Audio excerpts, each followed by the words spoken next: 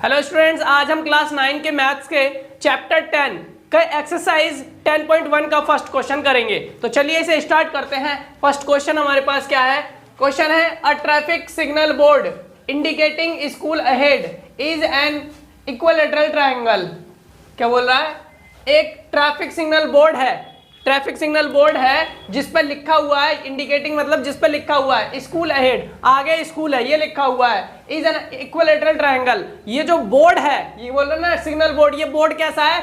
Equilateral triangle. और equilateral triangle क्या होता है? इक्विलैटरल ट्रायंगल जिसकी सभी साइड्स इक्वल होती हैं उसे इक्विलैटरल ट्रायंगल बोलते हैं। और जिसकी सभी साइड्स इक्वल होती हैं तो उसके जो एंगल्स हैं वो भी सारे के सारे इक्वल होते हैं। तो इक्विलैटरल ट्रायंगल में सारे साइड्स और सारे एंगल्स इक्वल होते हैं। आगे क्या लिखा है? विद साइड ए, यानी इस इक्विलैटरल ट्रायंगल की जो साइड है वो ए है, यानी एक साइड ए है तो इसका मतलब सारी साइड ए है, यानी सारी की साइड जो है बराबर है। तो सभी साइड्स क्या है? ए, सबको ए मानेंगे।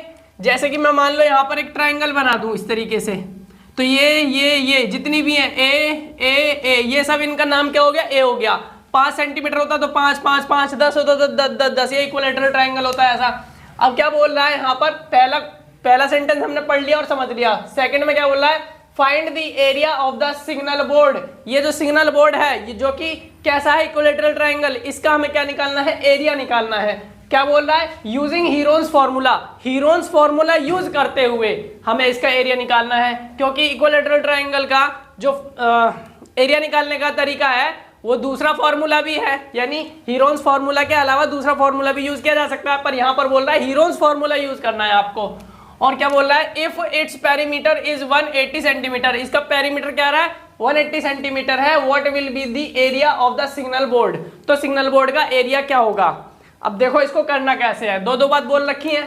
अब यहां हमने लिखा for an equilateral triangle with side A, एक इक्विलैटरल ट्रायंगल के लिए जिसकी साइड ए होती है उसका एरिया क्या होता है? √3/4 का ए स्क्वायर, ये होता है इक्विलैटरल ट्रायंगल का जो एरिया निकालने का फॉर्मूला है, ये होता है।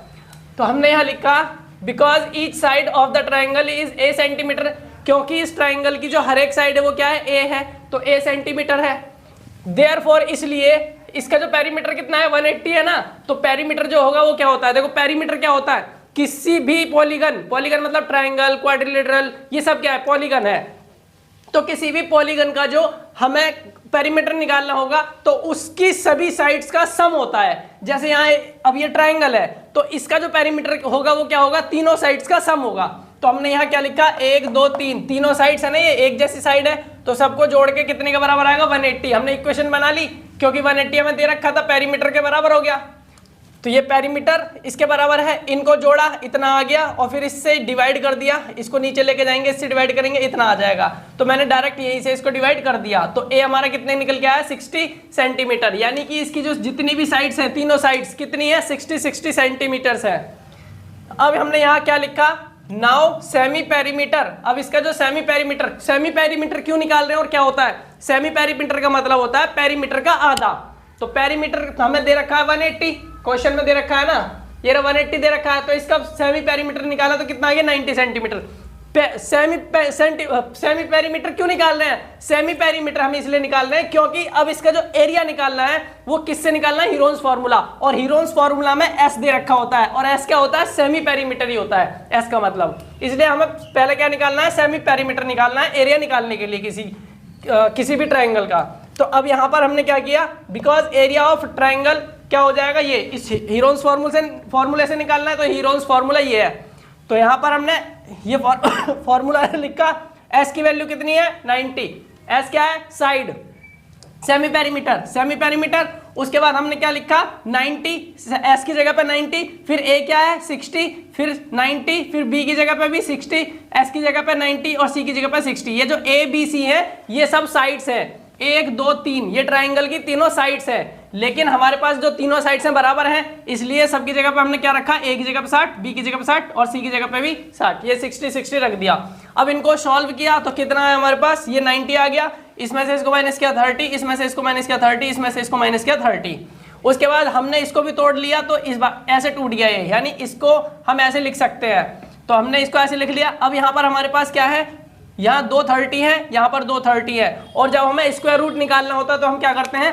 पेयर में से एक एक निकाल लेते हैं। तो हमने यही किया, इस पेयर में से एक निकल के बाहर आ गया, इस पेयर में से एक निकल के बाहर आ गया, और ये रूट 3 का, और 3 जो है इसका पेयर नहीं है तो इसको रूट 3 में ही रखा, यानी रूट के अंदर ही रखा।